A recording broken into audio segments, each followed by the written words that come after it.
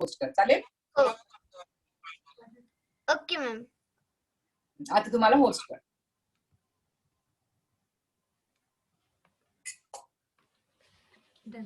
Done ma'am. Thank you. नमो विष्णुपदाय कृष्णपृष्ठाय श्रीमते भागवते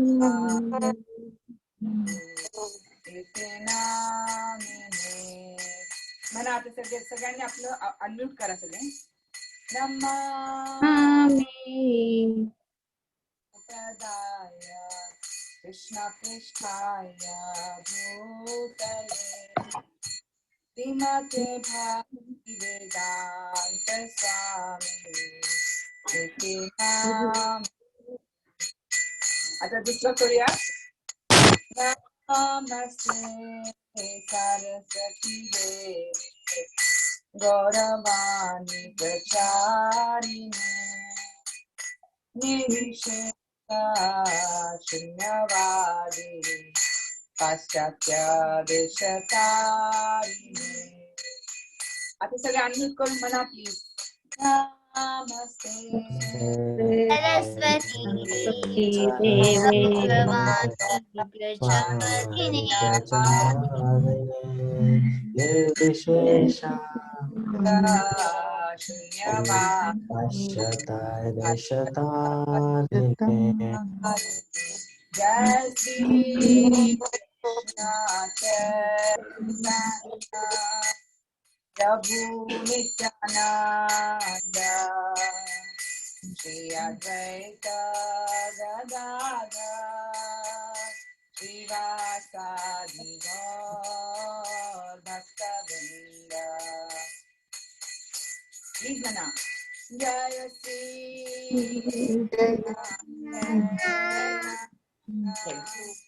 प्रभु नित्यानंद श्री श्री अद्वैत गदाधर श्रीवासादि गौर हरे कृष्णा हरे कृष्णा हरे राम हरे राम राम राम राम हरे हरे कृष्ण हरे हरे कृष्णा कृष्ण कृष्ण हरे कृष्ण हरे हरे राम हरे राम राम राम राम राम हरे हरे हरे हरे कृष्ण कृष्ण हरे हरे हरे राम हरे राम राम राम हरे हरे हरे कृष्ण हरे कृष्ण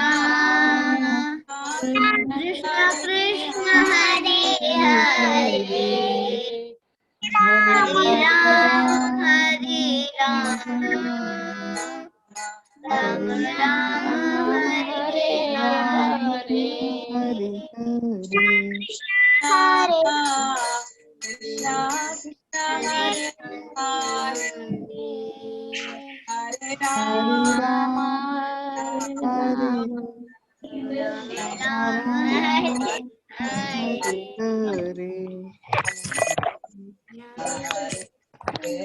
राम कृष्ण कृष्ण हरे हरे हरे राम राम राम हरे जय राधा जय जय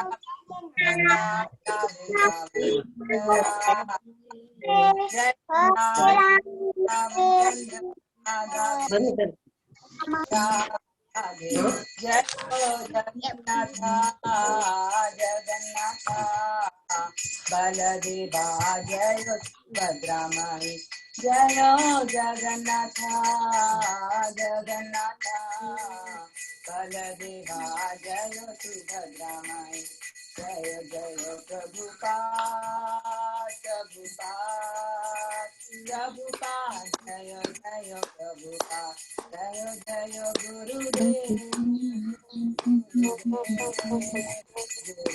जय गुरुदेव नित्य गौर हरि बोल हरि बोल हरि बोल नित्य गौर हरि बोल गौर प्रेमाचे हरि बोल. सगळ्या छोट्या मोठ्या बायका मुलं नवरा सगळ्यांचा हरी हरी बोल. सगळ्यांचं स्वागत. हरी बोल इंद्रायणी. हरे कृष्णा माताजी. हरी बोल.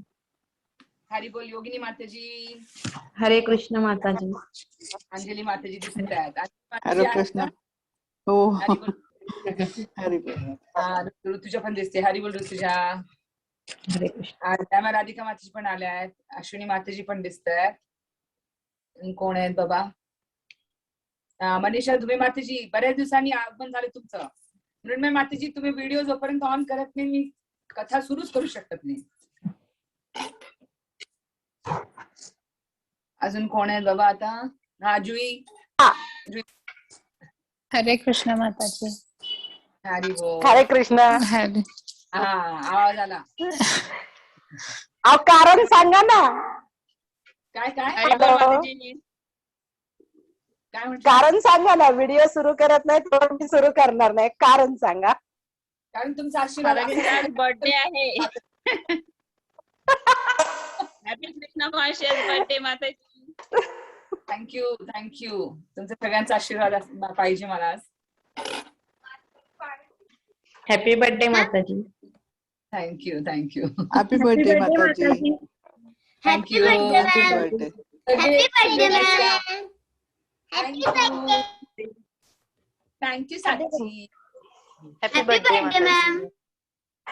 तुम्हाला काहीतरी आम्ही तुम्हाला काहीतरी गिफ्ट द्यायची आहे, तुम्हीच देता आम्हाला.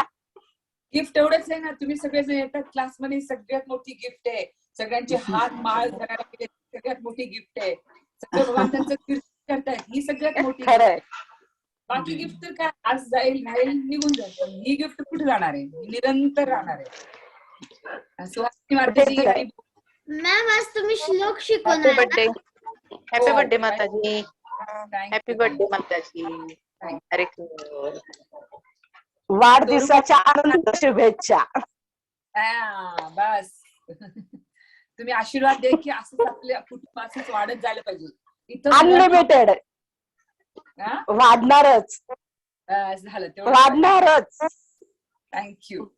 स्वरूपा माताजी ठीक आहे? झोपले का बाळ? हरे कृष्ण. अनिता माताजी. चला आपण आज निलेश प्रभू पण आले. अरे वा. हरे कृष्णा. दंडवत माताजी. दंडात प्रणाम सर. वाढदिवसाच्या कृष्ण भावना भावित खूप खूप शुभेच्छा तुम्हाला. थँक्यू प्रभूजी. हरे तुमच्या पण कृष्ण. तुमच्या सगळ्यांच्या आशीर्वादाने असंच असंच दर वाढदिवसाला 10 15 यायला पाहिजे. आपले सुरू व्हायला पाहिजे. हरी बोल. हरी बोल प्रभूजी. आज आपण सुरुवात करूया. आजचा जो आज पहिला अध्याय सुरू करणार आपण. 3 सेशन आपले जे सत्र झाले आहेत मागची 3 सत्र ते सगळे आपण फक्त त्याचं इंट्रोडक्शन घेत होतो की मूड म्हणजे आपलं काय म्हणतात आपण कुठेही जायच्या आधी आपण म्हणतो ना लग्नाला जायचंय मग लग्नाचा मूड आणायला पाहिजे. कसं आहे तो लग्नाचा मूड? शॉपिंग करायला जातो. हे आणा ते आणा. अगं नवरीचा असा ड्रेस मग मी कुठला घालू? सगळे आपण नवारी नेसवत का सगळेजण मिळून असं आपण ते मूड आणतो राईट लग्नाचा. तसं आपण आता भगवद्गीतेचे 3 सत्र जे घेतले आपण त्या भगवद्गीतेमध्ये आपण काय शिकणार आहोत आणि त्याचा आपल्या जीवनामध्ये कसं उपयोग नाही त्याचा मूड आणला आपण मागच्या 3 सत्रामध्ये. तर आजपासून आपण ऍक्च्युअल भगवद्गीता खरोखरीत्या शिकणार आहोत. प्रत्येक अध्यायामध्ये भगवद्गीता काल मी कोणाशी बोलत होते मला वाटतं ऋतुजा मात्रेशी बोलत होते. त्यामुळे भागवतामध्ये खूप मजा येते. मला वाचायला आवडतं. भगवद्गीता थोडं समजायला आवडते. कारण भगवद्गीता जी आहे भगवद्गीता आपल्याला धडे शिकवते राईट. आणि भागवतम जे कथा सांगते. कृष्णाने काय केलं, कोणाला कसं मारलं, कसं चिडवलं, कोणासोबत काय छेडखानी केली आहे तर ती मज्जाच येते बघायला. पण जेव्हा कृष्ण आपले कान पकडून आपल्याला शिकवतात की बाबा रे तू असं करायला पाहिजे, तू असं राहायला पाहिजे, हे बोलायला पाहिजे, हे खायला पाहिजे, तुझ्या वागणुकीमध्ये तुझ्या जिभेवरती काय राहायला पाहिजे, किंवा तुला बघितल्यानंतर कोणाला आहे आपण तिलक लावतो. का लावतो तिलक? की कोणीही समोरचा माणूस बघितला रे कंठी आहे, तिलक आहे, म्हणजे हा कृष्ण भक्तच आहे. राईट. मग महाराष्ट्रामध्ये आता तर इस्कॉन आहे म्हणून महाराष्ट्रामध्ये माळ दिसली की सगळे म्हणतात तुम्ही माळकरी आहेत ना, तुम्ही वारकरी आहेत ना, तुम्ही माळकरी आहेत ना. ते एक चिन्ह आहे आपलं. राईट. असे 3 लाईन दिसतात, काही काही लोक लावतात ना 3 असे पांढऱ्याच्या मध्ये, म्हणजे तुम्ही काय शिवभक्त आहात, लगेच कळतं आपल्याला कोण काय आहे म्हणून. तर आपण हे जे सजवतो आपल्या शरीराला, राईट, हे बघितल्या समोरच्या लोकांना देवाचं नाव आठवायला पाहिजे. आलं का? म्हणजे माझं म्हणणं हे की मी काय इथे ह्या विषयावर आले. हा, आतापर्यंत आपण इंट्रोडक्शन करतो, तर आपण आता भगवद्गीतेचं जे शिकणार आहोत त्याचं मूड प्रिपेअर झाला. आता आपण आजपासून सुरू करणार, आज पहिला अध्याय सुरू करणार आपण. ठीक आहे. अंजली माताजी तुमची वही आणि पेन रेडी ठेवा. आता पहिला अध्याय पूर्ण झाल्यावर मी काही रॅन्डम प्रश्न विचारणार आहे की काय झालं, कुठं झालं, कसं झालं, काय केलं, काय त्याचं म्हणणं होतं म्हणून. ठीक आहे. प्रश्न विचार म्हणून सगळे ग्रुपमध्ये सोडू नका प्लीज. फक्त तुम्ही राहिलं तरी बास झालं. मी एक स्टोरी सांगते त्याच्यावर ना. म्हणजे मी जेव्हा नवीन आलो होते इस्कॉन मध्ये, सॉरी आपण आधी प्रेयर्स करूयात. मी वाहूनच जाते, तुमचं सगळ्यांचं प्रेम एवढं मिळतं ना मला, सगळंच विसरून जाते मी म्हणते माझ्या मागे म्हणा. ओम अज्ञान, सगळे अनम्यूट करा. ओम ओम अज्ञान विरंदस्य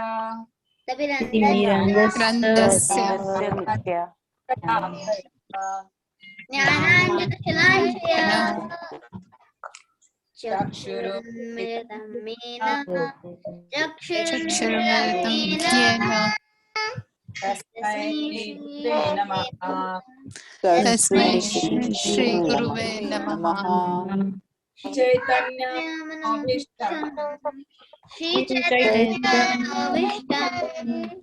स्थापितं येन भूतले स्थापितं स्वयं रूप कदा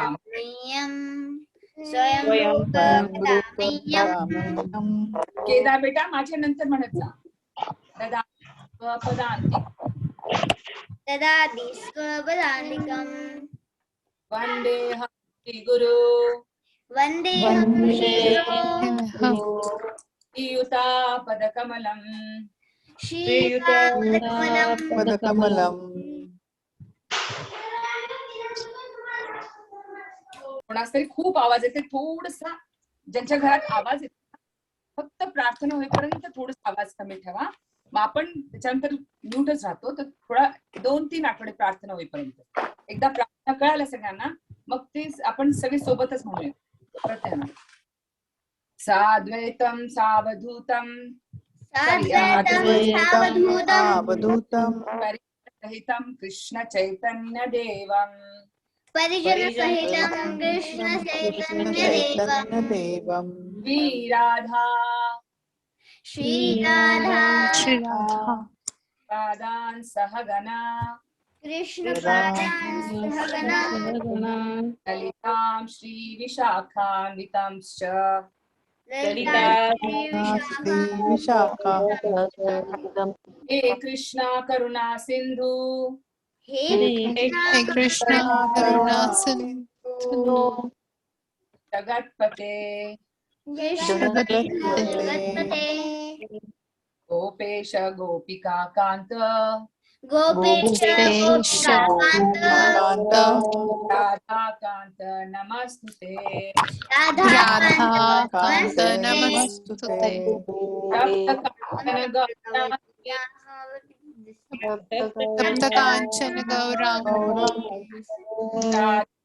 वृंदावनेश्वरी राधे वृंदावनेश्वरी देवी सुते देवी हरिप्रिये तनमामि हरिप्रिये पाञ्चाकल्पतरुभ्यश्च कल्पतरुभ्यश्च कृपा सिन्धुभ्य एव च कृपा सिन्धुभ्यैव च दानाभ्यो पावनेभ्यो वैष्णवेभ्यो नमो नमः। वैष्णवेभ्यो नमो नमः। श्री कृष्ण चैतन्य कृष्ण चैतन्य गो नित्यानंद प्रभु प्रभु नित्यानंद अद्वैत गदाधर अद्वैत गदाधर वासाधि गौर भक्त वृंद शिवासादि गौरभक्तवृंद वृंद आपले हात उचला. हरे कृष्णा सोबत म्हणा हरे कृष्ण हरे कृष्ण कृष्ण हरे हरे हरे हरे राम हरे राम राम राम हरे हरे हरे कृष्ण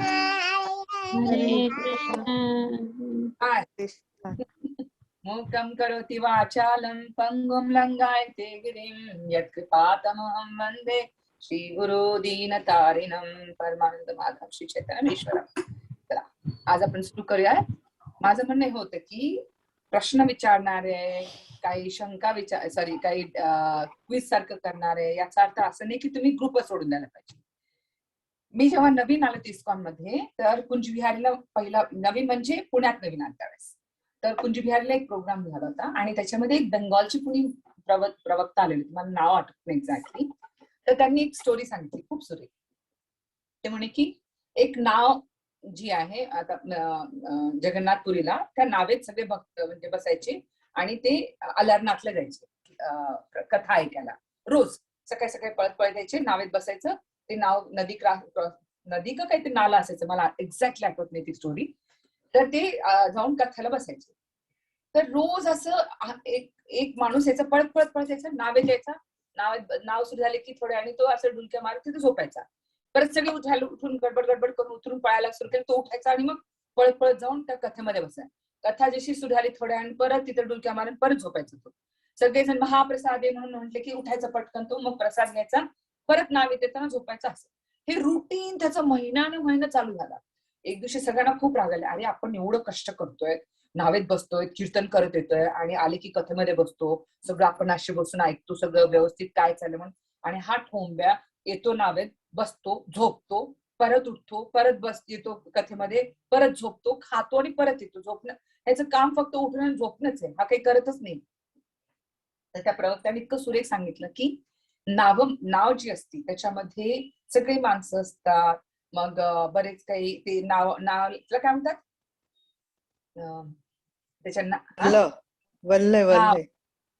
ते मग काही दगड ठेवलेले असतात बॅलन्सिंग करण्यासाठी, राईट.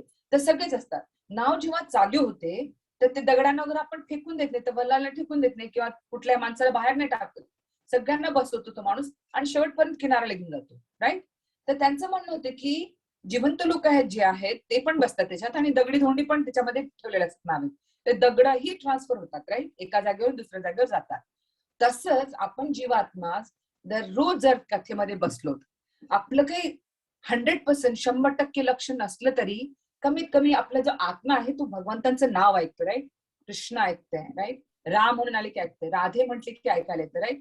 तर अशा गोष्टी ज्या आपल्या सूक्ष्म आत्म्यावर सूक्ष्म जीवावरती जेव्हा पडतात त्याचा फायदा होतो. याची अनेक उदाहरण आहेत आपल्याकडे.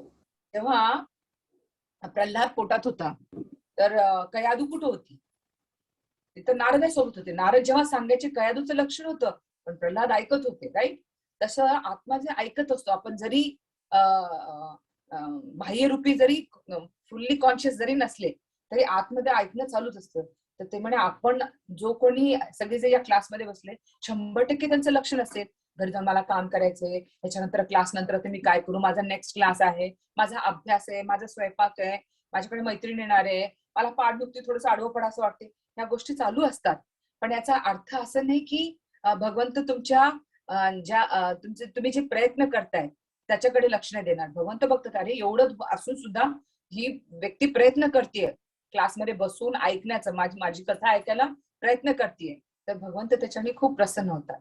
त्याच्यामुळे प्रश्न उत्तर नाही आले त्याचा अर्थ असा नाही की अरे सगळे किती हुशार आहेत बाबा आणि मला काहीच येत नाही. प्रश्न उत्तर ह्याच्यासाठी थोडी मज्जा म्हणून. जसं आता हे काय म्हणतात, स्वरा बसलेली आहे इथं, इंद्रायणी आहे, केदार आहे, साची आहे. अंजली माताजी तुमच्या मुलाचं नाव विसरलं, सॉरी, अश्विनी माताजी, अश्विनी वाणी मातेंचा पण मुलगा आहे ओजस, राईट. आणि अशी ऋतुजा मातेंची मुलगी तर पुण्यात आहे. तर असे बरेच लोकांचे मुलं आहेत छोटी छोटी, त्यांना मज्जा येते सारखं क्लासमध्ये बसण्यापेक्षा थोडं ऐकले की त्यांना वाटतं की अरे आपल्यासाठी पण काहीतरी चालू आहे. तर पूर्ण म्हणजे माझं सांगायचं हे आहे की सगळ्यांना आपण सामावून घेऊन जायचं असतं पुढे. त्याच्यामुळे प्रश्नोत्तर विचारमुळे उत्तर येत नसेल त्याचा अर्थ असं नाही की आपल्याला अरे आपण काही फिट नाही त्या क्लासमध्ये. मलाही काहीच येत नाही, मी जे ऐकते ते पोपटासारखं बोलतो. ठीक आहे. तर आजचा जो अध्याय आहे, पहिला अध्याय आपण घेणार आहोत आणि या अध्यायाचं नाव काय आहे? अर्जुन विषाद योग. अर्जुन विषाद योग. अर्जुन विषाद योग. आणि त्याला आपण असं म्हणू शकतो की observing the armies in the battlefield of Kurukshetra इंग्लिशमध्ये. आता हा जो पूर्ण चॅप्टर आहे, हा जो पूर्ण अध्याय आहे, हा पूर्ण आपलं जे मी पासून वी पर्यंत आपलं चेतना घेऊन जाणार आहे. मी म्हणजे मी फक्त माझ्या पुरतं, आय मी माय म्हणतो ना, मी मी. मी पासून वी म्हणजे आम्ही. म्हणजे आज आपण काय बघणार आहे, माझ्यापासनं आमच्यापर्यंत घेऊन जाणार आहे हा चॅप्टर आपल्याला, हा अध्याय जो आहे. तर या अध्यायामध्ये 3 गोष्टी आपण बघणार आहोत. एक तर दुर्योधनाची वृत्ती कशी होती आणि युधिष्ठिर महाराज कशी विचारसरणी त्यांची काय होती. सगळ्यांना माझा आवाज क्लिअर येतोय ना? हो हो. तर त्यांची विचारसरणी कशी होती, त्यांची वृत्ती कशी होती, ते काय बोलायचे आणि त्यांच्या वागणुकीमध्ये कसा फरक होता, ह्याबद्दल हे काय from me to be consciousness आजचा जो टॉपिक आहे. आता हा भगवद्गीतेचे जे 18 अध्याय आहेत त्याचे प्रत्येकाचे एक एक टायटल दिलेले आहेत.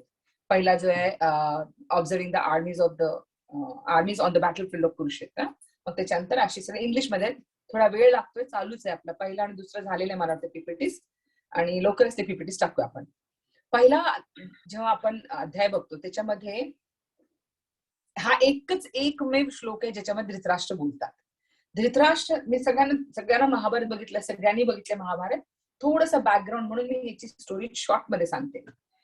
धृतराष्ट्र, पांडू आणि विदुर हे तिघे भाऊ आहेत. ह्यांचे पिता होते व्यासमुनी. आणि आपल्याला सगळ्यांना माहिती स्टोरी की सत्यवतीला मूल होत नाहीये. सॉरी, सत्यवतीची जे दोन्ही मुलं असतात, कोण?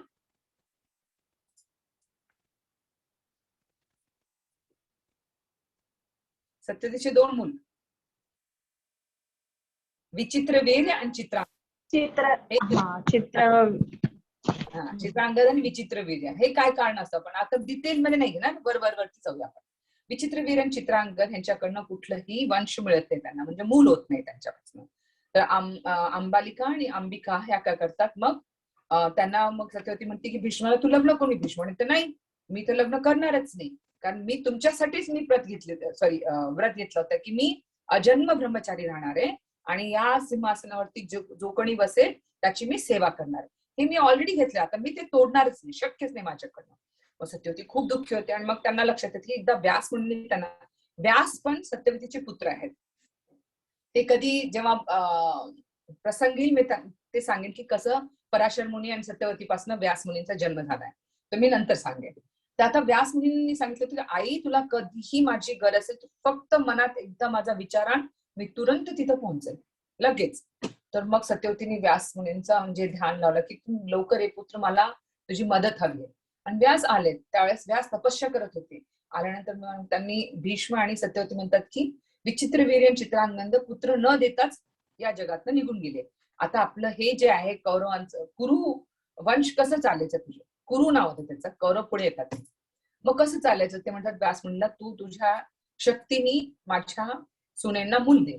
तर ते म्हणतात माझं रूप इतकं आता हे झालंय कारण मी कडक तपस्या करत होतो.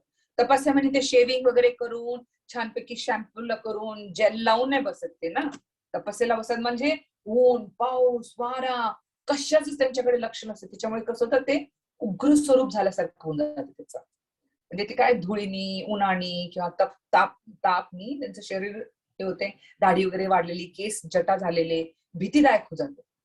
तर ते म्हणतात की माझं आता स्वरूप जे आहे ना, ते बघितलं ते घाबरतील, तर थोडा वेळ दे मला.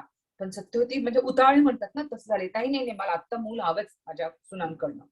तर व्यास म्हणतात ठीक आहे, आईची आता आज्ञा म्हटल्यानंतर काहीच करता येणार नाही. जेव्हा अंबिका येतात एका पाठोपाठ एक, तर पहिलीवाली धृतराष्ट्राची आई घाबरती, म्हणजे घाबरून काय करते, डोळे झाकते. त्याच्यामुळे त्यांच्यापासून येणारा मूल काय झाला, आंधळा झाला. आणि पांडू जेव्हा आई गेली समोर, ती काय केली, घाबरायली.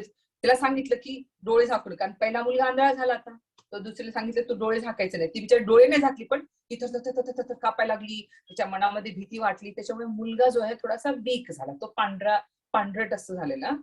म्हणजे शक्तीने भरपूर होता, ताकदवर होता, म्हणजे लढणं वगैरे त्याला काही त्रास नाही, पण तो मन काय म्हणायचं त्याला, वीक आता, म्हणजे तो लवकर मृत्यू होईल त्याची, असं झालं. कारण ते घाबरली ना खूप आई.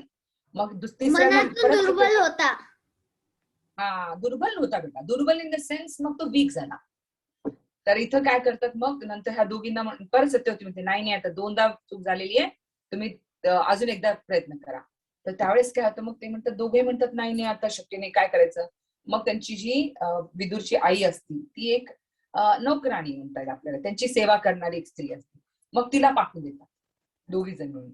त्यांच्यापासून विदुर झाला. आणि ती कारण ती सेवा करते ना, तिला काही सुंदर आणि असं त्याचं काही नव्हतं. ती अगदी प्रसन्न चित्तेने खूप चांगली सेवा केली व्यास मुनींची. त्यांनी पाणी दिलं, त्यांना फलहार ठेवला, त्यांच्या समोर दंडवत केला, पण ती घाबरली नाही. त्यांच्यापासून एकदम मस्त मुलगा कोण निघाला, विदुर.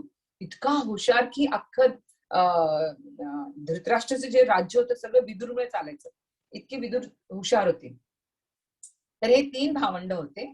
तर ह्या तिन्हीपैकी विदुर, कारण तो दासीचा मुलगा होता म्हणून त्याला राज्य देता येत नाही, आणि धृतराष्ट्र आंधळा होता म्हणून त्यालाही राज्य देता येत नाही, म्हणून कोणाला राज्य दिलं, पांडूला. तेव्हापासून धृतराष्ट्राच्या मनामध्ये रुजवलं गेलंय की माझ्यासोबत अन्याय झालेला आहे, या लोकांनी माझ्यावर काय केलाय, अन्याय केलाय, मला राज्य न देता. साची, तू तो कंपास ना दादाला देऊन टाक आणि बाजूला काढ, तू तोंडात ठेवतेस, लागेल. तर त्यांनी काय केलं, मग तिच्या हातात कंपास आहे बेटा, साचीच्या हातात. तर मग त्यांनी काय केलं, तो जो हे आहे ना राज्य जे आहे पांडूला दिला. आता पांडूला दिल्यापासून धृतराष्ट्राला खूप म्हणजे मनामध्ये द्वेष झाला पांडूबद्दल, की मी फक्त डोळ्यांनी आहे. पण असं नाही की धृतराष्ट्र ताकदवर नव्हते, भयंकर ताकद होती त्यांच्यामध्ये. शेवटी कळेल आपल्या, तेव्हा युद्ध संपल्यावर ते भीष्माला जेव्हा आलिंगन करायला जातात ना, तर कृष्ण काय करतात, लोखंडाचं विष म्हणून ठेवतात, तर चुरा होऊन जातो असं. एवढे ते ताकदवर होते, पण डोळ्यांनी आंधळ होते. आता मला दिसलं साचीने काय केलंय, राईट, म्हणून पटकन मी सांगते, धृतराष्ट्र बघू शकतात का, नाही बघू शकत. तर कोणी युद्ध करायला तर युद्ध करू शकतील, पण बघताना आपल्याला हे जे दिलंय आपल्याला चर्मचक्षु, याचा पण खूप उपयोग होतो. ते त्याचा उपयोग करू शकत नव्हते, त्याच्यामुळे ते अपूर्ण होते, एक राजा बनण्यासाठी अपूर्ण आहे. त्याच्यामुळे पांडूला राजा केलं होतं. मग पांडू राजानंतर पांडू खूप सारे म्हणजे इकडे तिकडे युद्ध करून बरंच त्यांचं हस्तिनापूरचं सीमा जी आहे वाढवली, आणि त्यांच्यापासून 5 मुलं झाली पांडूपासून. पांडूला श्राप होता एका ऋषीमुनीचा, की जेव्हा तू स्त्रीजवळ तुझ्या पत्नीजवळ जाशील तुझा मृत्यू होईल. त्याच्यामुळे पांडूंनी म्हटलं की मी आता मी तुम्हाला पुत्र देऊ शकत नाही. कुंतीला वरदान होतं दुर्वासा मुनीचा, ती स्टोरी पण मी नंतर सांगेन.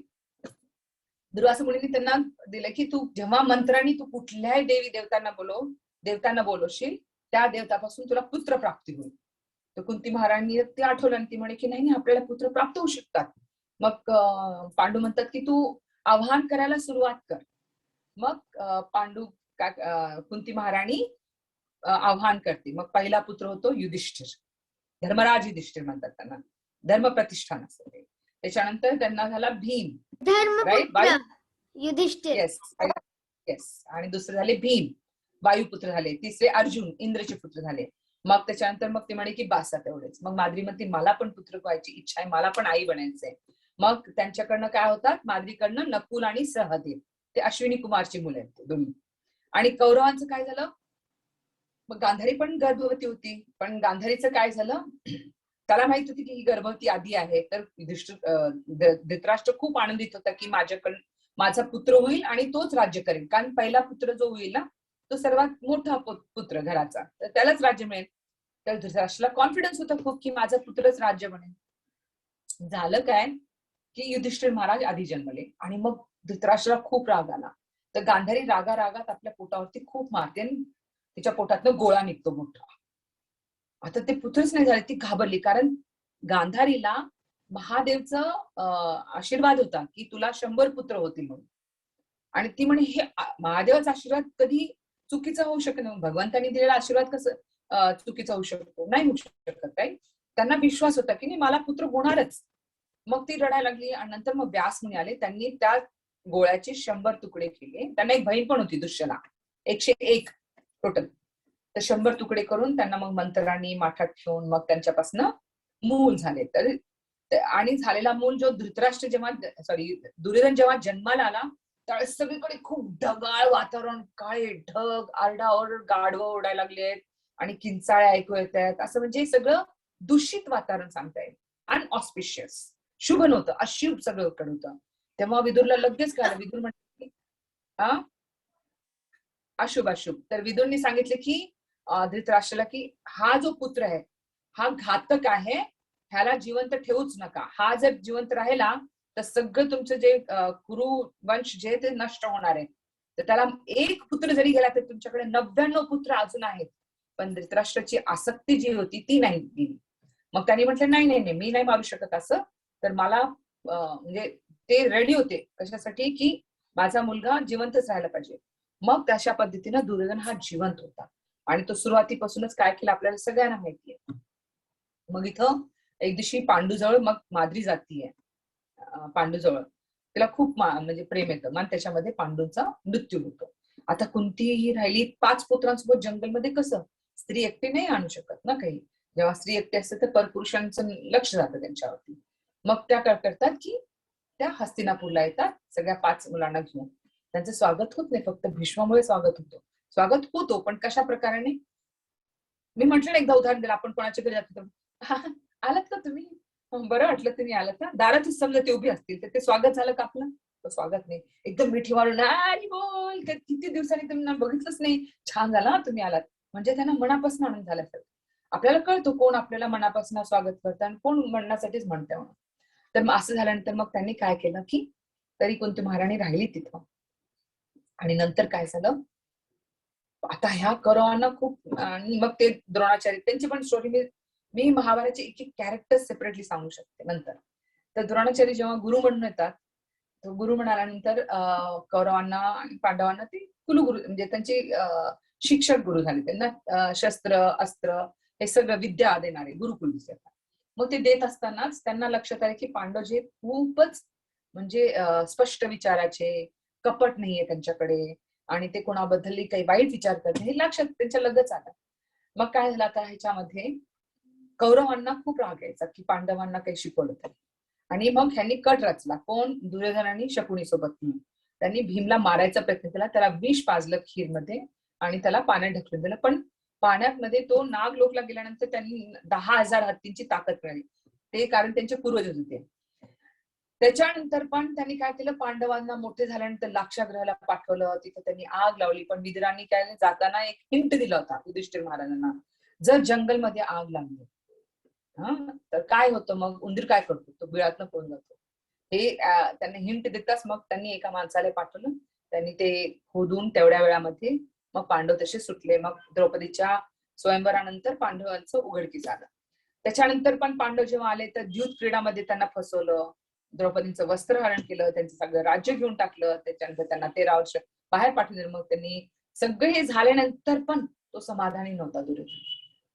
तर इथं आपण 2 कॅरेक्टर्स बघूयात, दुर्योधन आणि युधिष्ठिर. जर बघितलं, दुर्योधन नेहमी म्हणजे जेव्हा कृष्ण शांतीदूत म्हणून येतात तेव्हा कृष्ण म्हणतात की ठीक आहे तू सगळं राज्य ठेवून घे, पण हे 5 पांडव जे ते क्षत्रिय आहेत, हे भीक मागून राहू शकत नाही, ह्यांना काहीतरी द्यायलाच पाहिजे. राईट, तू जोपर्यंत ह्यांना देत नाहीस हे लोक जगू शकणार नाही. एक सेकंड.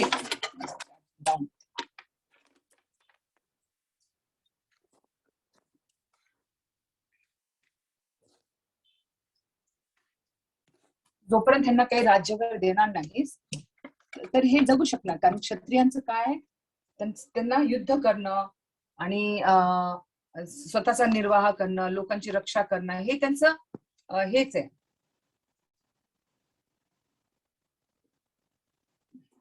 धर्म.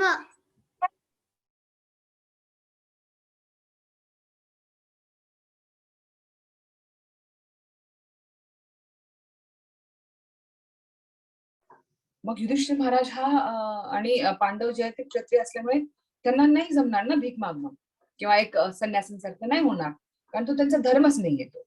मग तुम्ही कमीत कमी 5 गाव द्या. तर दुर्योधन गर्वाने सांगतो की सुईच्या नौकावर बसेल इतकी जमीन पण देणार नाही, हा दुर्योधन. आणि युधिष्ठिर महाराज दुसरीकडे काय करतात ते म्हणतात की अरे आपण कसलं युद्ध करतायत, कुत्र्यांसारखं आपण भांडतो एक छोट्या मासाच्या तुकड्यासाठी, काय मिळणार आपल्याला, हे युधिष्ठिर महाराजांची विचारसरणी.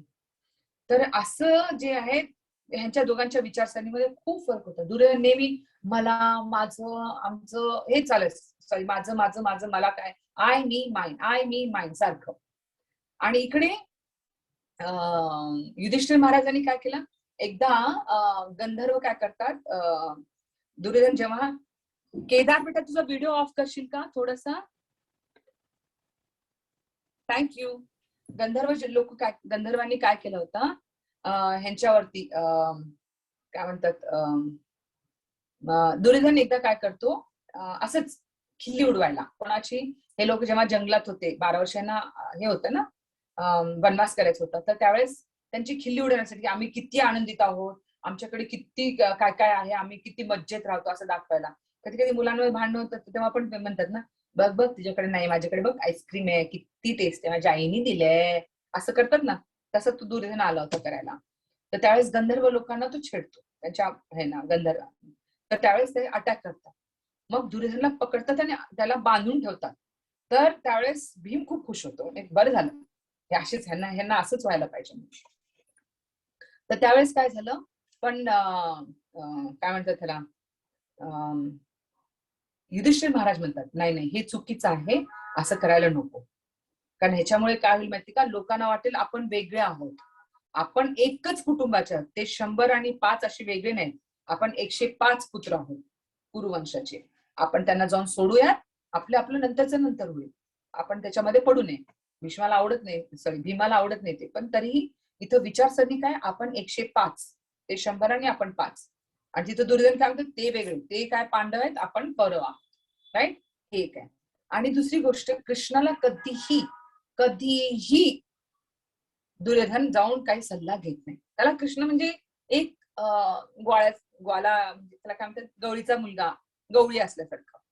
पण इथं पांडव जे आहेत प्रत्येक गोष्ट कृष्णाला विचारतात, त्यांच्याच गायडन्स खाली. त्यांना एक गुरु म्हणा किंवा मित्र म्हणा किंवा बंधू म्हणा, असल्या प्रत्येक ह्याच्यामध्ये त्यांच्याशी विचारसरणी करूनच आपलं राज्य चालवत असतं.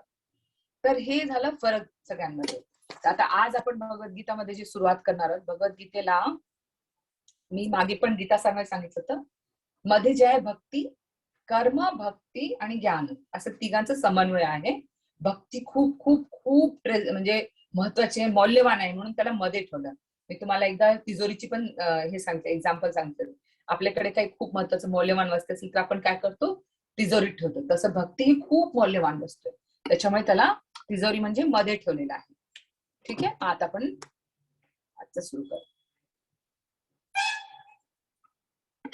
हा, हे मी सांगितलं आताच, कृष्ण जेव्हा येतो, पांडव असते, भक्ती. आता राईट, पहिले 6 जे अध्याय आहेत ते खालचा भाग आपल्या बॉक्सचा. Oh my screen is not visible. Oh माझं एक मिनिट हा.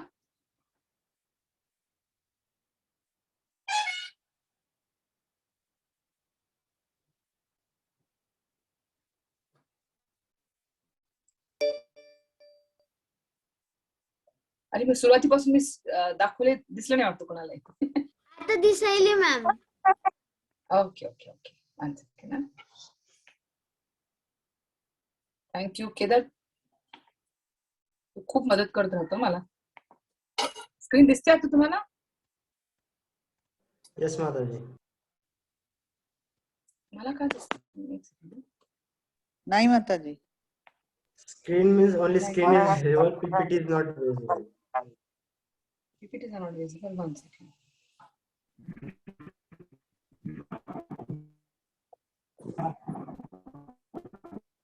आता विक्रांत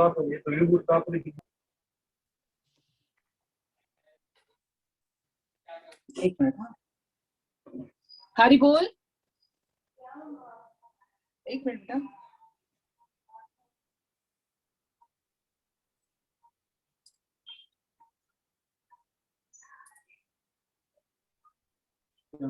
स्क्रीन स्क्रीन शेअरिंग नाही ना.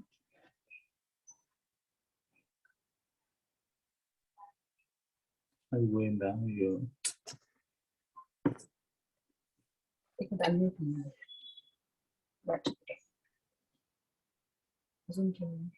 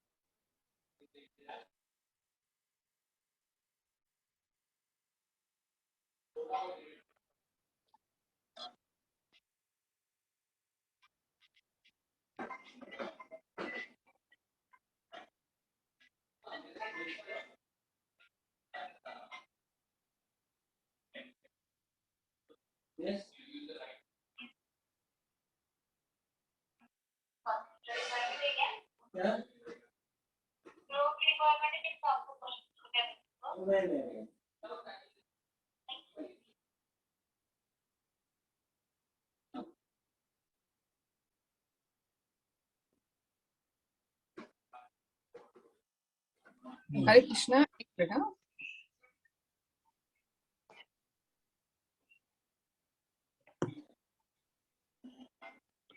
आता दिसतंय का? Yes, Mataji. हो मॅम. Yes. हो मग.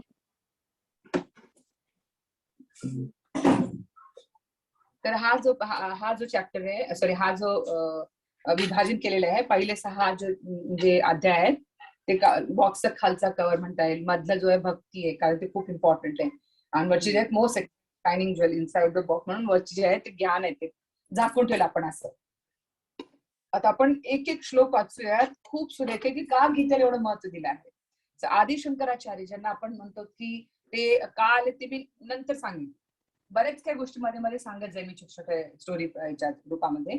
आदि शंकराचार्य हे शिवभक्त होते, पण शेवटी त्यांनी बरेच काही भज गोविंदम त्यांनीच लिहिलं आणि इथं पण ते म्हणतात की गीता महात्म्य त्यांनी सांगितलेलं आहे.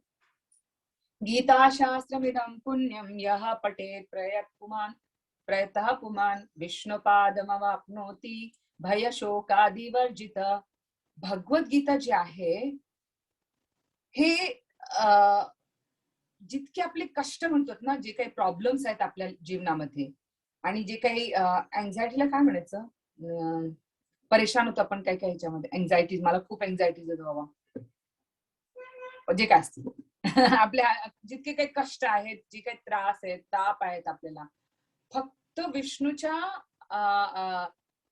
जेव्हा आपण विष्णूच्या पादांना धरू, म्हणजे पाद सेवन म्हणतो ना, जेव्हा आपण करू तर तेव्हा या सगळ्यांपासून आपली मुक्ती आहे. पण हे कुठं नाही. गीता शास्त्र इदम पुण्यम.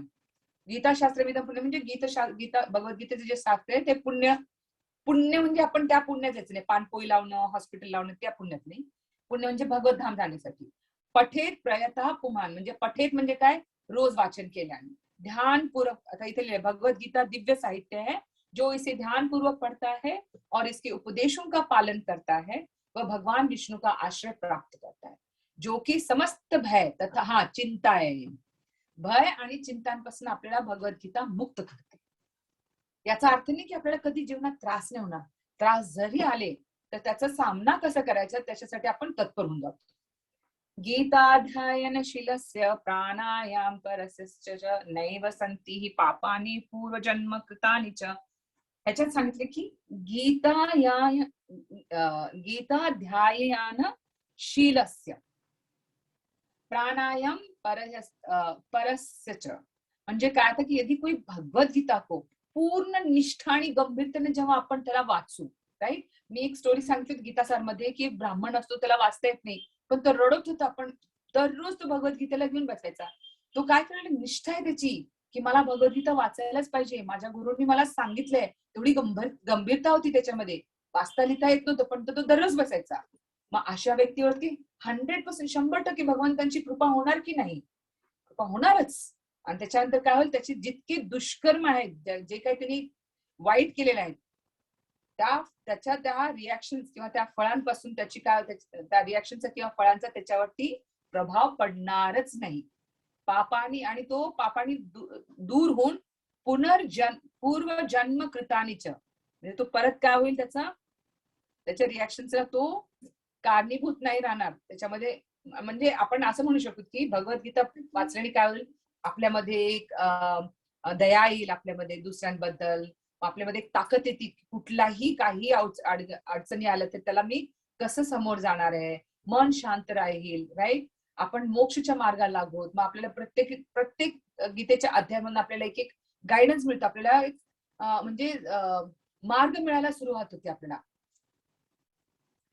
मलिने मोचन पुंसा जलस्नानं दिने दिने. मला हे माझं वन ऑफ द बेस्ट, मला आवडतं श्लोक आहे. सकृत गीतामृतम स्नानम संसार मलनाशनम. मनुष्य जल में स्नान करके नित्य अपने को स्वच्छ करता है, लेकिन यदि कोई भगवत गीता रूपी पवित्र गंगा जल में एक बार भी स्नान कर ले तो वह भौतिक जीवन, हे जे भवसागर आहे की मलिनता से सदा सदा के लिए मुक्त हो जाता है. रोज डव साप लावून, मोती सोप लावून, साबण लावतो ना आपण, लक्स लावून, हे लावून ते लावून बाह्य अंगाचा आपण खूप स्वच्छता करतोय. रोज रोज जलस्नानम दिने दिने, एव्हरी डे, रोज रोज आपण आंघोळ करून काय करतोय, मलिने मोचनम म्हणजे स्वच्छता करते त्या मळापासून, राईट. हे झालं बाह्यरूपी स्वच्छता. पण अंतरंग स्वच्छता कशी होईल? इथं भगवान शंकरांच्या डोक्यावरती गंगा आली आहे. गंगेला का घेतलं शंकरांनी आपल्या डोक्यात? इथं गंगा पवित्र आहेच. दुसरी गोष्ट, भगवंतांच्या चरणाला स्पर्श करून गंगा येते. त्याच्यामुळे ते म्हणे की ह्याच्यापेक्षा जास्त अजून माझं भाग्य काय असणार आहे. त्याच्यामुळे गंगा जे खूप पवित्र आहे. तर आपण मग गंगेत स्नान करून ओम गंगाय नमः, ओम गंगाय नमः, ओम गंगाय नमः, पण आतले अजून अशुद्ध असतील विचार आपले. तर पण भगवद्गीता जेव्हा आपण वाचायला सुरुवात करतो त्या या पवित्र भगवद्गीतेपासून आपले विचार पण, जे आपले चांगले विचार नाही आहेत, खराब विचार आहेत, ते निघून जातात आणि ह्या भवसागरणामध्ये आपण मुक्त होतो. एक श्लोक मिसाला. गीता सुगीता कर्तव्या किमन्यो शास्त्र विस्तरे या स्वयं पद्मनाभस्य मुख पद्मादिनी श्रुता. चूंकि भगवत गीता भगवान के मुख से निकली है. त्यांच्या काय तोंडात भगवद्गीता म्हणजे काय? भगवंतांनी गायलेलं गीत आहे ते. एवढ्या मोठ्या युद्धामध्ये जिकडे सगळे हत्ती ओरडतायत, उंट आहेत, घोडे चिरकतायत, लोक तयार आहेत, शस्त्र घेऊन आहेत, ढोल नगारे वाजतायत जोर जोरात, तशा ठिकाणी एकदम शांत होऊन 18 मिनिटं त्यांनी भगवद्गीतेचं गान गायलंय भगवंतांनी. म्हणून म्हणतात चूंकि भगवद्गीता भगवान के मुख से निकली है, अतएव किसी अन्य वैदिक साहित्य को पढ़ने की आवश्यकता नहीं है. जे सरळ सरळ भगवंतांच्या मुखातून निघाले ते सोडून बाकी सगळे वाचण्यात काय अर्थ आहे? तर फक्त आणि फक्त भगवद्गीता जरी आपण ध्यानपूर्वक जर श्रवण केलं त्याचं आणि पठण केलं तर केवळ हा एकच पुस्तक भगवद्गीता एवढंच पर्याप्त आहे. कशासाठी? समस्त वैदिक ग्रंथ जे वेदाज आहेत, 4 वेदाज, उपनिषद, या सगळ्यांच्या परे आपल्याला घेऊन जाईल. नंतर इथं भारतामृत सर्वस्वम विष्णु वक्त्राद विनिश्रुतम गीत गोप गीत गाओ गोदकम पित्वा पुनर्जन्म न विद्यते. जो गंगाजल पितात, आपण गंगेचं पाणी पितो ना, त्यांना मुक्ती होते असं आपण सगळ्यांनाच माहिती आहे. पण त्याच्यासाठी काय करावं लागणार आहे? आता एव उसके लिए क्या कहा जाए जो भगवत गीता का अमृत पान करता है. भगवत गीता महाभारत का अमृत है और इसे भगवान कृष्ण ने स्वयं सुनाया है. हे दुसरं कोणी सांगितलं नाही, कॅन्डी सांगितलं त्यांनी सांगितलं असं नाहीये. भगवंत स्वतःच आपल्या लोटस लिप्स म्हणजे काय कमलमुखानी बोलतायत भगवद्गीता. जेव्हा आपण गंगाजल पितो आपल्याला 100% म्हणतो नारी माता मुक्त होणार आहे. मग भगवद्गीता तर त्यांच्या मुखात आलेली. गंगा ज्यांच्या चरणी असते त्यांच्या मुखातनं भगवद्गीता आली आहे. तर 100% जेव्हा आहे त्यांच्या मुखात आले तर आपण काय करणार? आपण या सगळ्या ज्या त्रास आणि तापातनं मुक्त होणार. सर्वोपनिषदो गाओ दोग्धा गोपाल नंदना पार्थो वत्स सुधी भोक्ता दुग्धम गीतामृतम महत्. यह गीतोपनिषद हे आपण पाहिले गीतासार मध्ये. कोणाला आठवतं?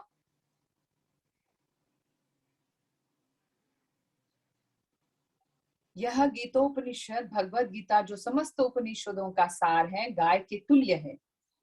राइट. हे सगळे गीतोपनिषद काय आहे? गाय सारखे. आणि जो ग्वाल बाल आहे भगवान श्रीकृष्ण ते गायचं दूध काढतात. राईट. आणि अर्जुन काय आहे? ते बछडा म्हणजे ते काय वासरू आहेत ते. आणि सगळे जे विद्वान लोक आहेत, शुद्ध भक्त आहेत, ते दूध आहेत. आणि पान करणारे कोण आहेत? आपण सगळे. राईट. शुद्ध भक्त आणि विद्वान हे सगळे दुधाचं पान करून आपल्याला देत आहेत आणि आपण ते त्याचा सदुपयोग करायला पाहिजे. राईट. तर हे जे गीतोपनिषद आहे हे खूप खूप महत्वाचं आहे. हे सगळं आदिशंकराचार्यांचं सांगतात ना गीता महात्म्यामध्ये. ते एकम शास्त्रम देवकी पुत्र गीतम एको देवो देवकी पुत्र एव एको मंत्रस्तस्य नामानि यानि कर्मापेक्यम तस्य देवस्य सेवा. एक शास्त्र आहे, एकच शास्त्र. कोणी दिले? देवकी पुत्र गीतमचं म्हणजे देवकीच्या पुत्राचं जे गीत आहे ना ते एकच शास्त्र है. आज के युग में लोग एक ही शास्त्र, एक ईश्वर, एक धर्म का तथा एक ही वृत्ति के लिए अत्यंत उत्सुक है. आणि अशी आणि त्यांनी काय म्हणतात? एको देवो देवकी पुत्र गीतम. देवो देवकी पुत्र गीतम सर पुत्र एवं. कोणी सांगितलंय? देवकीच्या पुत्रांनी सांगितलंय. एको मंत्रस्य कुठलं? एकच मंत्र सांगितलंय. आणि कर्मोपेक्यम तस्य देवस्य एवा. एक मंत्र, एक प्रार्थना. तुम्ही जे उनके नाम का कीर्तन हरे कृष्णा कृष्णा कृष्णा हरे हरे हरे राम राम राम हरे. केवळ हे एकच मंत्र जरी केले झालं, सेवा झाली भगवंतांची आपल्याकडनं. झालं. आज आपण एक मंत्र म्हटलो ना ऑलरेडी. तर अशा या महायुद्धामध्ये भगवंत अर्जुनाला ही गीत ऐकवत आहेत. मग आता आपण काय करणार आहे?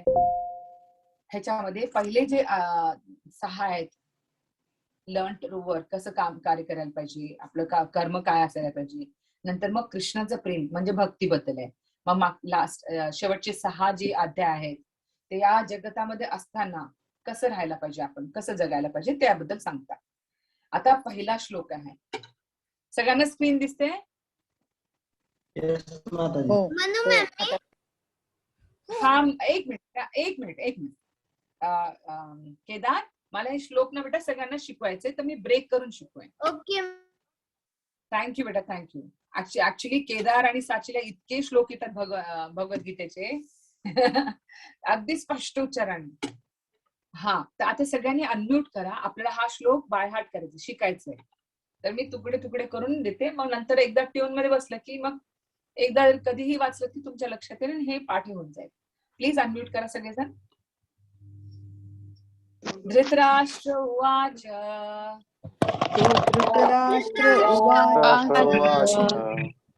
धर्मक्षेत्रे कुरुक्षेत्रे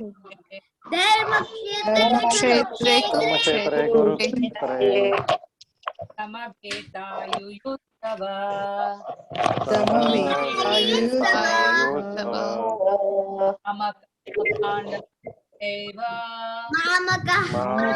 पांडवैव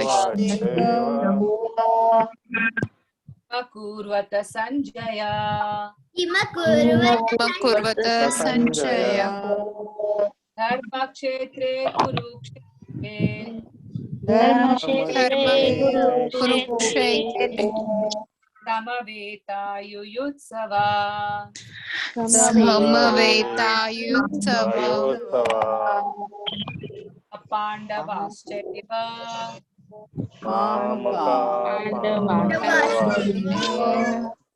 किमकुर्वत संजय कुर्वत संजय. आता आपण सगळे मिळून अजून एकदा वाचू, मग मी पुढे जाईन. सुरू. धृतराष्ट्र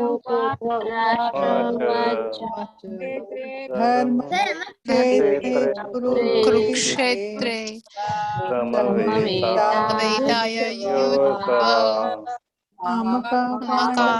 पांडवाश्चैव संजय. स्पष्टपणे एक सेकंड मी सगळ्यांना अनम्यूट करते. या श्लोका पहिल्या याच्यामध्ये खूप स्पष्ट सांगितलं गेले आहे. मॅम फोटो ऑन करू का? काय बेटा? फोटो ऑन करू का? तुझा व्हिडिओ का? हा कर ना, कर कर कर. तर इथं काय सांगितलं गेलं आपल्याला? 4 कारण सांगितले. ओके. धृतराष्ट्राची जे कारण आहेत, तू का विचारतो असं? धृतराष्ट्र काय म्हणतो? धर्मक्षेत्रे कुरुक्षेत्रे. आता त्याला काय, त्याची इच्छा आहे की माहिती करायची काय आहे, काय होते तिथं म्हणून. दुसरं काय, त्याला शंका आहे की बाबा कुरुक्षेत्र काय आहे? धर्मक्षेत्र आहे.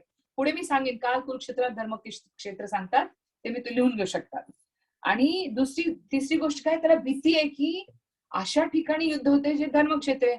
माझ्या मुलाचं समजा त्याचं म्हणजे मन बदललं समजा, अरे आपण काय करतो ते चुकीचं करतोय ना, आणि आपण शरणी गेलेलं बरोबर आहे. मी श्रीकृष्णाला भगवंत मानून त्यांच्या चरणी आपलं म्हणजे मस्तक ठेवून देईल. त्याला ते भीती पण होती. चौथी गोष्ट काय, त्याला होप म्हणजे काय म्हणायचं होपला? आशा. त्याला आशा होती की अरे माझी मुलं तर इतकी तगडी आहेत की ते पांडवांना सगळ्यांना मारून, आणि पांडव काय 5 लोक आहेत, माझी 100 पोरं आहेत, आणि त्यांची सेना, नारायणी सेना नक्की यांना हरवेल, ती आशा पण होती. राईट.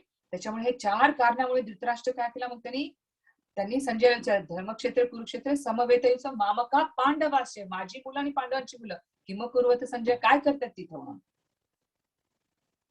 आता हे घेणार नाही. हा, इथं आपण इथं बघूयात बघा. आता विश्वनाथ चक्रवर्ती ठाकूर दाखवताय तिथं शकुनी आणि दुर्योधनची काय हालत आहे बघ. ती सारखे काही ना काही प्लॅन करत असतात. आणि इथं 5 पांडव द्रौपदी दिसते. काय होते तेव्हा? दुर्योधन काय करतो, दुर्वासा मुनींना पाठवतो कोणाकडे, हे जेव्हा जंगलात होते ना 5 पांडव, तर जाऊन तुम्ही माझ्याकडे तर आलात, अतिथी म्हणून आलात, पण पांडवांना पण आतिथ्य करू द्यात ना, ते शेवटी माझेच बंधू आहेत. म्हणजे इथे दाखवायचा प्रयत्न काय केले की मी माझ्या भावांना किती प्रेमाने बघतो, की मला त्यांच्याबद्दल किती आसक्ती, असं दाखवण्यासाठी ते म्हणतात की तुम्ही त्यांच्याकडे पण जा ना, त्यांनाही संधी द्या तुम्हाला सेवा करण्याची. जेव्हा दुर्वासा मुनी, त्यांना माहिती की दुर्योधनला की अक्षय पात्र आहे, आणि एकदा पांडवांचं जेवण झालं की ते दुसऱ्यांना काही देऊ शकत नाही, तर मग ते पाठवतो. पण अशा वेळी ना, ज्यावेळेस त्यांचं जेवण झालेलं होतं, द्रौपदीने काय केलं मग, भगवंतांची इतकी आपली, हे गोविंदा, हे गोपाल, बघ आता माझ्याकडे दुर्वासा मुनीला ना, आमच्याकडे काहीच नाही, माझे जेवण झालेलं आहे, मी अक्षयपत्र धुवून टाकलेलं आहे. कृष्ण येतात, एक अन्नाचा कण दिसतो, ते खातात, आणि दुर्वासा मुनीने एवढा ढेकळा येतात पोट भरल्यासारखं, पळून जातात ते. तर भगवंतांच्या शरणी जातात नेहमी पांडव लोक, हे इकडे तिकडे नाही जात. आणि दुर्योधन मज्जा करण्यासाठी काय करतो, त्यांना त्रास देत असतो.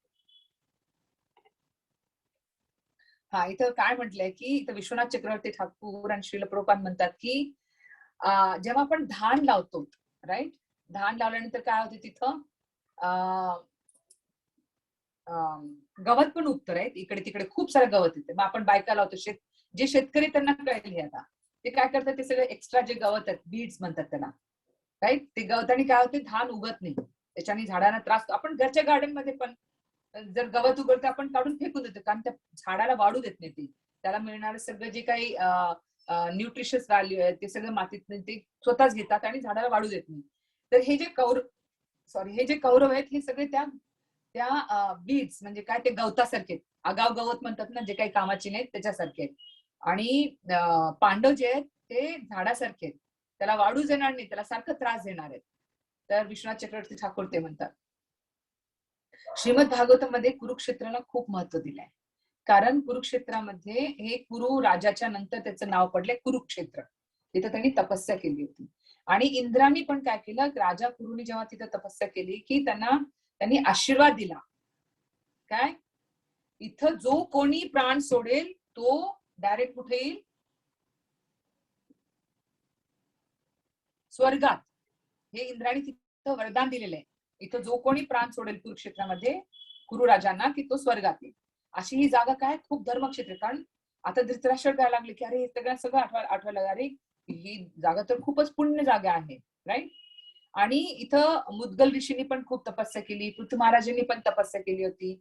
आपण कुरुक्षेत्रामध्ये जर कोणी गेलेत होतं कुरुक्षेत्राला कधी? आम्ही गेलो होतो माताजी. हा, तर कुरुक्षेत्र इतकं स्वच्छ शहर आहे, असं वाटतं आपण परदेशात गेलो. इंडियामध्ये, भारतात असून सुद्धा कुठं तुम्हाला कचरा नाही, घाण थुकलेलं नाही, पान नाही, तंबाखू नाही, काहीच नाही, स्वच्छ अगदी. आणि तिथं तुम्ही कुरुक्षेत्रामध्ये ब्रह्मकुंड जर बघितला, खूप मोठा एरिया आहे तो, खूप मोठा एरिया आहे. आणि तिथं गेल्यानंतर तुम्हाला आता तर मोठं त्यांनी रथ तयार केलेला आहे तिथं म्हणून, पण तिथं कात्यायनीचं मंदिर पण आहे, जिथं गोपीजनी जे वृंदावन येतात त्यांनी तिथे पूजा करतात. आणि कुरुक्षेत्रामध्येच ऍक्च्युली जगन्नाथ रथयात्रेची सुरुवात झालेली सांगता येईल. मला इतकं कधी कधी उत्सुक आहे ना, अजून 2-3 तास क्लास घ्यायला पाहिजे सगळं सांगायचं. जगन्नाथ रथयात्रे तिथनं सुरू. गोपी काय करतात, द्वारकावरून जेव्हा कृष्ण पहिल्यांदा भेटायला येतात ते कुरुक्षेत्रात भेटतात. तर त्यांना कृष्णाला बघून विचित्र वाटते, अरे हा तर पगडी बांधायचा, असं काहीतरी फेटा बांधायचा, हे काय मुकुट विकुट लावून आले आणि सगळं राजासारखं दिसत, ते सगळं काढून टाकतात. आणि असं रथ धरून जोर जोरात ओढून घेऊन जाईल, चल वृंदावनला चला, चला वृंदावनला चला. तर ऍक्च्युअल रथयात्रा स्टार्ट ही कुरुक्षेत्रामध्ये झाली आहे. तर इथं कुरुक्षेत्रामध्ये कृष्णाने विचार केला की हे जे 5 पांडवांचे जे झाड आहे, ह्याला सगळे हे गवत जे खाते नाही, सगळं आता मी साफ करून टाकणार आहे. त्याच्यामुळे कुरुक्षेत्रामध्ये ह्या पांडवांचं अस्तित्व स्थापित करण्यासाठी कृष्णाने बाकी सगळे जे आता म्हणून नये पण ते बीड्स ना काय म्हणजे आगाऊ झाड असतात ना शेतातले, ती काढायचं त्यांनी निश्चय केला होता. तर इथून ते आता फ्रॉम मी टू माइंड झालंय. आता हे एक स्टोरी तुम्हाला सांगतो. त्यानंतर देवकी आणि वसुदेवचं जेव्हा लग्न झालं त्यावेळेस कंस इतका खुश होता की माझ्या बहिणीचं लग्न आलंय, मी बहिणीला हे देणार ते देणार, मीच रथ चालवणार तिचा. आणि तो इतका आनंदित होऊन देवकी आणि वसुदेवचा रथ चालवायला सुरू केला. खूप म्हणजे त्याला वाटलं की दुसऱ्या सारथीला सगळ्यांना म्हणले नाही नाही, माझ्या बहिणीचं रथ मीच चालवणार आहे. आणि मग काय झालं, जेव्हा आकाशवाणी झाली की कंस तू इतका आनंदित झालायस तुझ्या बहिणीच्या लग्नासाठी, जिचा रथ तू चालवतोयस, त्याच बहिणीचा पुत्र तुझा जीवनाचा कारणीभूत आहे, तो तुला मारणार आहे. लगेच त्याचं प्रेम कसं झालंय, दुष्टपणामध्ये चेंज झालं आणि त्यांनी देवकीचे केस धरले अक्षरशः आणि तिला मारायला जातो तो तलवार घेऊन. वसुदेव आडवे येतात, ते म्हणतात की नाही नाही, असं कसं मारू शकतो तू कंस, तुला लोक मूर्ख म्हणतील, एवढा मोठा राजा असून तू काय करतो, पाप करतो स्वतःच्या बहिणीला मारून. आणि ते म्हणतील एका स्त्रीवरती तू हात उचललायस, तर हे बरोबर नाहीये. वसुदेव खूप त्यांना समजवायचा प्रयत्न करतात. आणि मग वसुदेव काय म्हणतात की ठीक आहे, माझा पुत्र देवकीचा पुत्र तुला मारणार आहे ना, मी प्रत्येक पुत्र तुला आणून देईन, तू त्यांचं काय करायचं कर, पण ह्या देवकीला सोडून दे आणि आम्ही तुझ्या अधीनच राहू, तुला तू जिथं ठेवशील तिथं आम्ही राहू. मग त्यांना कारागारात ठेवतो, राईट. वसुदेवला माहिती की जर भगवंत येऊन मारणार तर मारणारच आहेत, पण आणि कंसला पटवण्यासाठी काय म्हणतात की तू एक स्त्रीचं वध करू नकोस, तुझी जी ख्याती झालेली, तुझं जे नाव झालेले आहे त्याला मलिन होऊन जाईल ते. आता आपण इथे बघितलंय विदूरला काय करतात, विदूर हे सगळे चांगल्या गोष्टी सांगताना दुर्योधनला एवढा राग येतो की म्हणते तू आमचं मीठ खातो, आमच्या घरी राहतो आणि तू त्यांचं गुणगान करतोस. तर सगळ्यांना सांगतात ह्या माणसाच्या अंगावरचे कपडे सोडून सगळंच घेऊन टाका आणि ह्याला हाकलून द्या. इमॅजिन, विदूर कोण आहेत, धृतराष्ट्राचे भाऊ, म्हणजे आपल्या स्वतःच्या काकाला अख्ख्या सभेमध्ये असा अपमान करून पाठवलं त्यांनी. इतकंच नाही, ध्रुव महाराजांची जर आपण स्टोरी बघितली तर सुरुची आणि सुनीती 2 बायका होत्या. सुनीतीचा मुलगा हा ध्रुव आणि सुरुचीचा मुलगा मी उत्तानपादचं दुसऱ्या मुलाचं नाव विसरले, वडील उत्तानपाद. आता ध्रुव काय केला, उत्तानपादच्या मांडीवर जाऊन बसला, सुनीतीचा मुलगा. पण सावत्राई काय म्हणते ती की तुझी लायकी नाहीये की तुझ्या वडिलांच्या मांडीवर बसायला पाहिजे. जेव्हा तू माझ्या पोटातनं पुत्र म्हणून येशील तेव्हा तू त्या लायकीचा होशील, तेव्हा तू तुझ्या वडिलांच्या मांडीवर बस. असा अपमान होता त्यांचा. तर कैकेयीला पण काय केलं त्यांनी, मंत्रांनी काय करते, कैकेयी खूप प्रेम करते रामावरती, अक्षरशः म्हणजे राम स्वतःच्या मुलासारखं ती करते. पण मंत्रा काय करते, तिच्या सानिध्यात, म्हणून आपण सत्संगला खूप महत्व देतो. सत्संग, असंग म्हणत नाही आपण, सत्संग. तिच्या असंच संघाने काय झालं, तिने कैकेयीचं सगळं मन बदललं आणि तिला रामाला दूर करून टाकलं आणि भरतला राज्य द्या म्हणून सांगतात.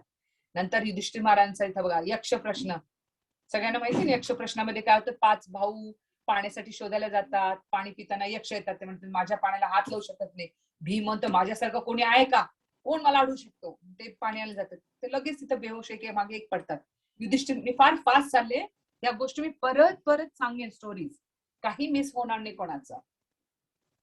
तर युधिष्ठिर महाराज जेव्हा येतात तर यक्ष म्हणतात की आलास का तू, तर युधिष्ठिर महाराज पाणी पित नाहीत, त्यांना प्रणाम करतात आणि यक्ष महाराज म्हणतात की हे सगळे माझ्या भावांची अशी अवस्था का झाली, तर यक्ष म्हणतात तू माझ्या प्रश्नांची उत्तर द्या आधी, तू जसं जसं प्रश्नांची उत्तर देशील मग तुझ्या भावांना आम्ही हे करू. असे बरेच प्रश्न विचारतात ते. आणि मग एकदा विचारतात की या 4 मधून तुला कोण जिवंत हवंय, तर युधिष्ठिर महाराज लगेच म्हणतात की मला नकुल हवंय. तर यक्ष एकदम म्हणतो अरे तुझे स्वतःचे भाऊ तर अर्जुन आणि भीम आहे, तुला नकुल का हवंय, तर म्हणे 2 आईपैकी मी तर कुंतीचा मुलगा आहे, मी जिवंत आहे, मग एक माद्रीचा मुलगा पण जिवंत हवाय, म्हणून ते काय करतात मग नकुलला मागतात. आता अर्जुनाने काय केलं मी तुम्हाला सांगते ना, गंधर्व येतात तर त्यावेळेस अर्जुन काय करतात, दुर्योधनचा मदत करतात, दुर्योधनाने त्या गंधर्वांपासून त्याची रक्षा करतात. तर हे झालं.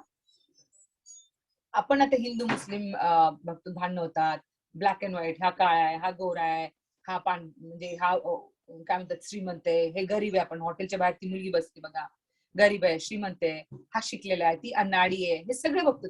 हे सगळं काय वरवरची उपाधी आहेत, हे त्याचा आपल्याशी काही आता म्हणजे मी जे म्हटलं ना तर थोड्या वेळापूर्वी की मला येत नाही प्रश्न, मी काय करू, पण तुम्ही गीतेच्या क्लासमध्ये बसतात, ही सगळ्यात मोठी गोष्ट आहे. तर आता हे जे आपण उच्च नीच आणि हा शिकला ना ह्या सगळ्या गोष्टी गौण आहेत, ती सुंदर आहे, ती कुरूप आहे, ह्या महत्वाच्या नाही आहेत. महत्वाचं काय आहे, हे सगळं शारीरिकरित्या बघतात आपण, राईट. ह्याच्याने काय होते, विभाजन होते. जेव्हा आपण एकत्र यायचं म्हणतो तर मग हे बघा आता सगळेच चायनीज म्हणा, युरोपियन म्हणा, गोरे काळे सगळेच काय करतायत, संकीर्तन करतायत, सगळे एकत्र आलेत, सगळे भगवंतांचं एवढा एकत्र येऊन सगळे काय करतायत, भगवंतांचं नाव घेतात, सगळ्यात उच्च कोटीचं काय करतात, काम करतायत. आणि ते काय आत्म्याच्या स्तरावरती. श्रील प्रभुपादांनी इतकं कंपॅशन म्हणजे इतकी दया केली आहे हिप्पीज वरती.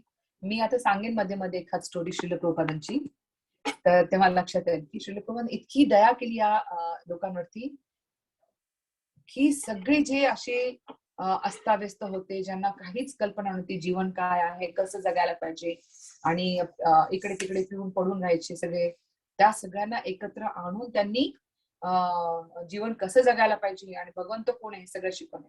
मला शंकराचार्य एक अजून भजन, ते भज गोविंदम म्हणून सांगितलं ना, भज गोविंदम भज गोविंदम गोविंदम भज मोडामती. त्याच्यात म्हणतात भज गोविंदम भज गोविंद भज गोविंदम, 3-3दा सांगतात. गोविंदाचं नाव भजा म्हणजे गोविंदाचं नाव घ्या.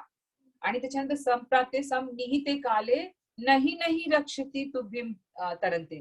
ते म्हणतात की अरे एक म्हातारा माणूस असतो, तो पाणिनी व्याकरण वाचत असतो, त्याला म्हणतात अरे तू पाणिनी व्याकरण वाचून या वयामध्ये काय करणार आहेस, सगळं बाजूला कर, हे पाणिनी व्याकरण तुला मदत नाही करणार, तू फक्त भगवंतांचं नामस्मरण कर, तेवढं केलास तरी बास झालं. हे सगळं तू काढून फक्त भगवंतांचं नामस्मरण कर. तर आपण पण तेच करायचंय. आणि ते 3 गोष्टी फार महत्वाच्या सांगतात. त्याच्यात अजून एक लाईन आहे, मला पूर्ण येत नाही. भगवत गीता किंचित गीता. ते म्हणतात की रोज भगवद्गीता किंचित गीता. किंचित म्हणजे थोडं थोडं भगवद्गीता. मी फक्त 2 मिनिटं घेते हा, झालं आता, चालेल ना, 2च मिनिटं फक्त. हे 3 गोष्टी सांगून मी बंद करेन. भगवद्गीता किंचित गीता. रोज 5 मिनिटं का होत नाही, 10 मिनिटं का होत नाही, 1 पाठ का होत नाही. जेव्हा आपण रोज रोज भगवद्गीता वाचू तर त्याच्याने काय होणार, आपण आता 3 गोष्टी, ज्या 3 गोष्टी जर केल्या तर यमराज आपल्याकडे ढुंकून पण बघणार नाही, यमदूत आपल्या जवळ पण येणार नाही. 3 गोष्टी काय, पहिल्या आहे भगवद्गीता किंचित गीता. रोज थोडं थोडंसं का होत नाही, पण भगवद्गीताचं वाचन व्हायला पाहिजे किंवा ऐकलं पाहिजे. गंगा जल कणिका पिता म्हणजे रोज रोज गंगाजल, म्हणजे हे भगवद्गीतेचं गंगाजल आपण जेव्हा प्यायला सुरू करू त्याच्याने काय होणार आहे, यमदूत आपल्या जवळ येणार नाही.